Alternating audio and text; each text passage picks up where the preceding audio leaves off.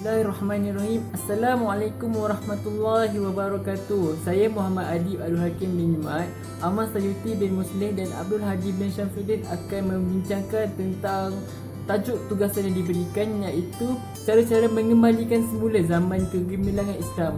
Terlebih dahulu saya akan membincangkan tentang pendahuluan dalam tajuk yang akan saya huraikan. Sejarah dunia telah menunjukkan bahawa agama Islam telah menguasai tamadun dunia.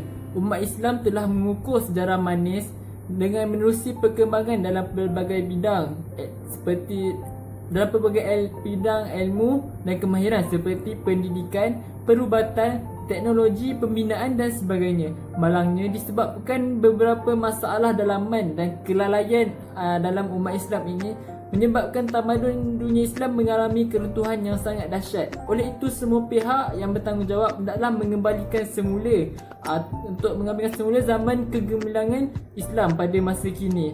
Di sini saya akan menyertakan beberapa contoh cara-cara untuk mengembalikan semula zaman-zaman kegemilangan. Cara yang pertama ialah dengan menghindarkan perbalahan antara umat Islam. Islam melarang umatnya bergaduh sesama sendiri kerana setiap perbalahan hukumnya haram. Allah Subhanahu Wa Taala mengingatkan sebarang perilaku yang boleh menyakiti orang mukmin tanpa kesalahan yang mereka lakukan boleh menyebabkan seseorang itu berdosa dan dilaknat oleh Allah. Semua larangan ini adalah demi mengharmonikan hidup bermasyarakat. Rasulullah SAW turut menasihatkan umatnya supaya bersabar, tenang jiwa ketika marah.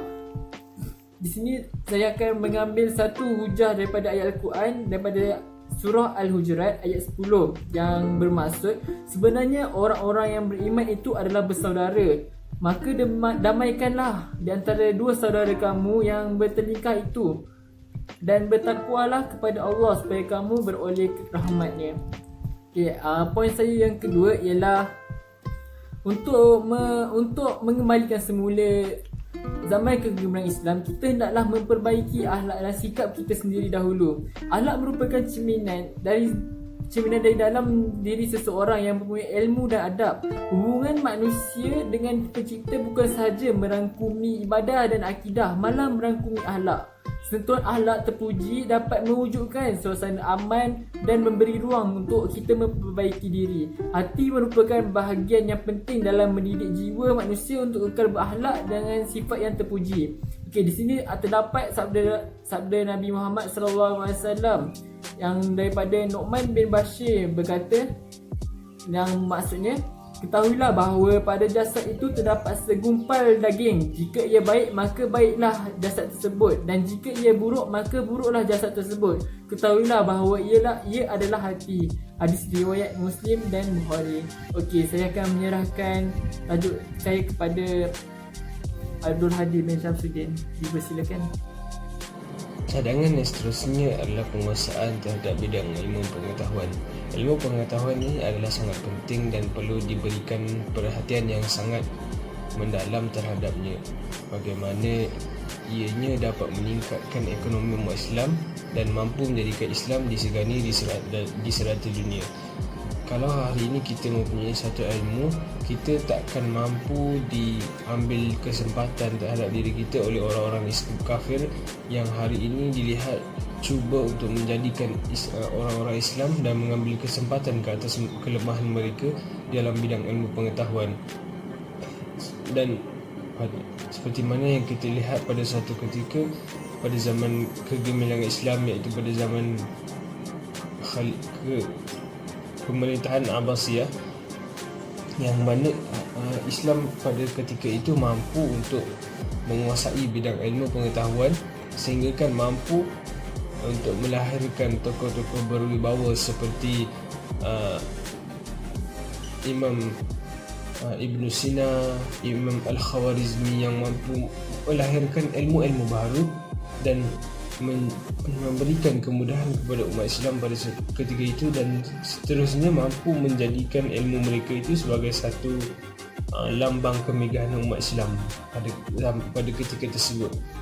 Bagaimana mereka berjaya menemui ilmu-ilmu seperti geometri, ilmu perubatan, dan hari ini masyarakat dunia masih menggunakan ilmu-ilmu mereka dan amat besarlah jasa-jasa mereka. Dan seperti mana firman Allah Subhanahu Wa Taala dalam surah Al-Hujurat ayat 11, pada ayat yang terakhir, Allah Subhanahu Wa Taala mengatakan, yarfa'illahu allazina amanu minkum wallazina utul ilma darajat. Maka ini adalah janji Allah Subhanahu Wa Taala dalam sebagai ganjaran terhadap penuntut ilmu, iaitu Allah mengangkat darjat orang-orang yang berilmu itu satu darjat melebihi orang-orang yang beriman. Maka ini adalah sangat penting untuk umat Islam untuk menguasai dunia semula adalah dengan mengamalkan ilmu. Dan seterusnya, isi yang seterusnya adalah perlunya mengangkat darjat ulama dan memuliakan mereka.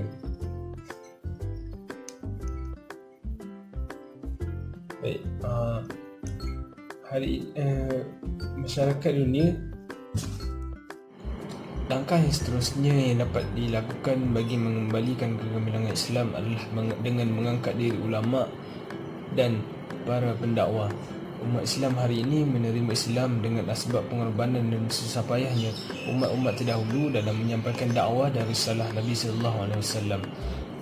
Ulama adalah sandaran pada setiap umat untuk menyelesaikan masalah-masalah fikhiyah dan masalah-masalah furu' yang mana mengelirukan umat Islam dan mampu menyebabkan berlakunya fitnah. Hadirnya para ulama adalah untuk menyelesaikan masalah umat serta menjadikan umat itu lebih berdisiplin dan lebih menghormati ilmu.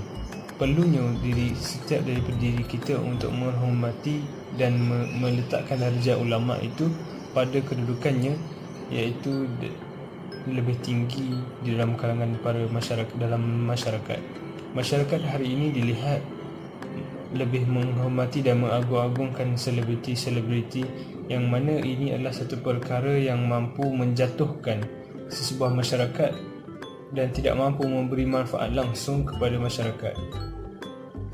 Perlunya setiap dalam diri manusia untuk meletakkan kedudukan para ilmuwan, para pendakwah dan para ulama pada kedudukan yang lebih baik, seperti mana masyarakat terdahulu menghormati dan memuliakan para alim ulama yang akhirnya menjadikan mereka sebuah masyarakat yang beradab, berilmu dan berakhlak.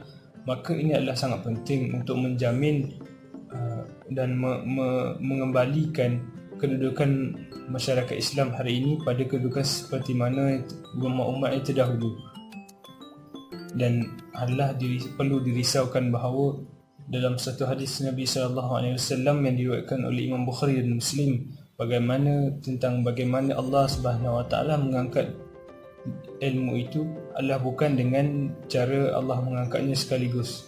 Bahkan Allah mengangkat ilmu itu adalah dengan mematikan para ulama, sehingga kan masyarakat ketika itu menjadikan orang-orang yang jahil sebagai tempat rujukan untuk memberikan fatwa dan hukum. Maka perkara ini adalah perlu dirisaukan dan perlu dielakkan dengan sebaiknya, kerana ianya mampu menjadikan manusia itu kekal berada dalam kegelapan dan daripada cahaya petunjuk yang seperti mana terjadi ketika mana Islam jatuh kerana seperti zaman yang berlaku pada zaman Uthmaniyah, yang mana Islam ketika itu mereka terlalu percaya kepada fitnah dan mereka tidak mendengar kata-kata dan nasihat para ulama, dan lalu mereka terus menghukum mengikut nafsu mereka, dan akhirnya terhapuslah sebuah tamadun Islam yang telah bertapak selama 800 tahun lebih. Maka umat Islam hari ini perlu mengambil iktibar tentang bagaimana kejatuhan empayar besar dunia seperti empayar Islam, empayar Barat dan sebagainya. Mereka ini Isi yang terakhir adalah pemimpin yang adil dan amanah. Kekuatan ummah terletak pada kekuatan pemimpinnya. Imam Ghazali menilai bahawa pemimpin yang adil ialah yang boleh membawa kebahagiaan di dunia dan di akhirat. Sifat pemimpin yang mengutamakan kelompok dan tidak berlaku adil serta membelakangi agama dapat membinasakan ummah. Pemimpin yang jujur akan berusaha sedaya upaya untuk memberikan perkhidmatan yang terbaik dan sentiasa berusaha mengembeling tenaga untuk kesejahteraan rakyat. Seperti firman Allah dalam surah Al-Ahzab ayat 21, "Laqad kana lakum fi Rasulillahi uswatun hasanah liman kana yarjullaha wal yawmal akhir wa dzakarallaha katsira." Maksudnya, demi sesungguhnya adalah bagi kamu pada diri Rasulullah itu contoh ikutan yang terbaik, iaitu orang yang sentiasa mengharapkan keredaan Allah dan balasan baik di akhirat. Serta ia pula menyebut dan mengingati Allah banyak-banyak dalam masa susah dan senang. Penutup sebagai kesimpulannya, kegemilangan Islam yang dipelopori oleh umat Islam pada suatu ketika dahulu hendaklah dikembalikan kepada umat Islam untuk membangun semula. Zaman kini menjadi sangat mencabar dan sebahagiannya menjadikan agama sebagai bahan jenaka. Keruntuhan ini hendaklah diperjuangkan demi mengembalikan maruah manusia sebagai makhluk yang paling mulia. Oleh itu, menjadi tanggungjawab kita sebagai umat Islam bagi memastikan agama Islam kembali bangkit. Berikut memperhatikan sekian daripada kumpulan kami. Sekian, terima kasih.